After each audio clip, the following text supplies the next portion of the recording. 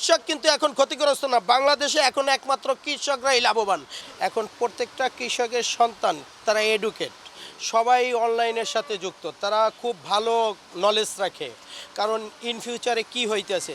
এই জন্য কৃষক শত কষ্ট করিয়া ধানটা যখন গোলায় উঠায় তখন শত কষ্ট হলেও এরা বিক্রি করতে চায় না, যে কারণে আমরা ধানের বাজারে ব্যাপক সংকট দেখা দেয়।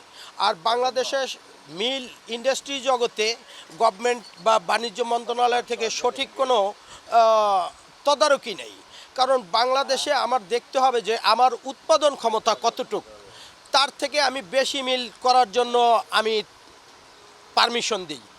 তখন কি হয়, আমার মিলগুলা বছরে 4 মাস চলতে পারে আর 8 মাস চলতে পারে না, তখন মিলারগুলোও ক্ষতিগ্রস্ত হয়। ব্যাংক থেকে লোন নেওয়ার টাকা নিয়ে লোন করে মার্কেটে ধান পায় না।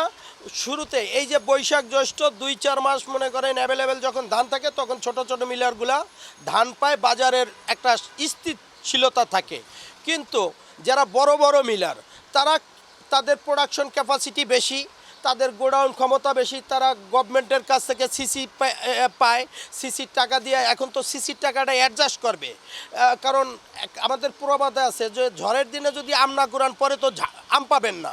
কারণ আমাদের বাংলাদেশে ধানের সিজন হয়েছে দুইটা, একটা হয়েছে আউশ আর একটা হয়েছে আমন, আউশ আমন দিয়ে একটা, আর একটা হয়েছে ইরি, একটা হয়েছে অগ্রাণে যেটা আমরা মোটাটা পাই সাথে চিনি গুঁড়াটা, আর চিকুন যেটা এটা বৈশাখে আসে।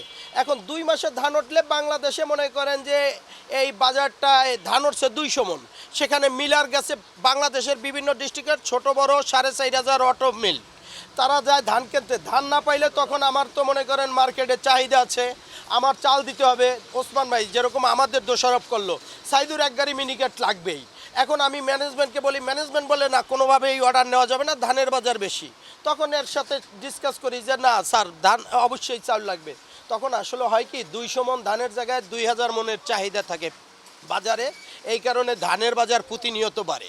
আর কৃষক সচেতন, কৃষক ধান এখন মনে করেন যে বাংলাদেশের সর্ব এরিয়ার ধানগুলা শুকাইয়া যার যার গোলায় নিয়ে নিছে, এখন কৃষক ধান বিক্রি করতে চায় না। ছেলেই ঢাকার থেকে বাবারে ফোন দেয়, বাবা 2 মাস পরে বিক্রি করবে, 1400 টাকা মন হবে, বাবাও আর বিক্রি করে না। এখন কিন্তু কৃষক আর কৃষক নাই, কৃষক কিন্তু আমরা যারা চাকরিজীবী তার থেকে ভালো আছে। আমি এক কৃষকের সন্তান, ঢাকায় বাড়ি চাকরি করি, কষ্টের টাকা দিয়ে বাবারে সংসার চালাই, আমি বাবারে ধান বিক্রি করতে দেই না ইন ফিউচারের জন্য। কৃষক কিন্তু এখন ক্ষতিগ্রস্ত না, বাংলাদেশে এখন একমাত্র কৃষকরাই লাভবান।